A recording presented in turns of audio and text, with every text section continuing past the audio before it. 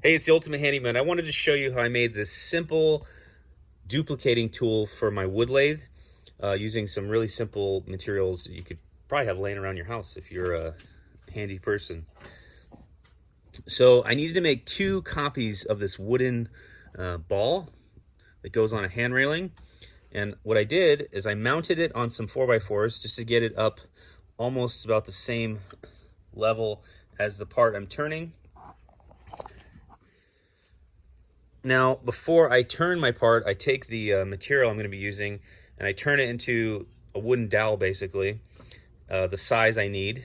Basically this dimension, the width of this ball.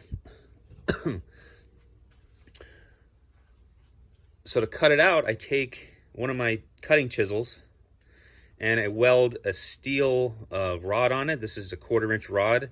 And then I ground the tip of it so I can get into those nooks and crannies a little better and follow the contour.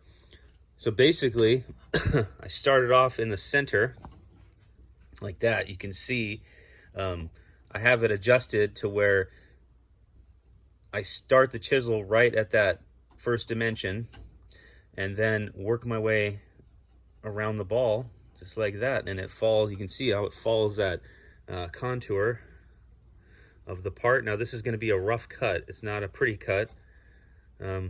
Probably depending on what chisel you use, it might give you a better cut. This one kind of left a little bit of lines in it, but it worked pretty good. So once I got my rough cut, I took this flatter chisel and just kind of went around just to clean up that rough cut by eye, and I had to do a little bit more cleanup work in here as well. And then I just sanded it, and there you go. There's my part. Look at that. All right, so I'm going to make another one. I'll do a little time lapse showing you how this process works. And yeah, I hope this idea works out for you as well. Hey, if you have any questions about this process, feel free to leave a comment and I will get back to you as soon as I can with hopefully an answer that helps you out.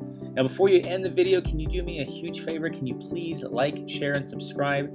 And if you want to see more videos like this, please ring that notification bell so you can be notified when I post my latest how-to videos. And with that said, I want to thank you all for watching, and I will see you guys the next episode. And oh yeah, don't forget to check out my other videos right here.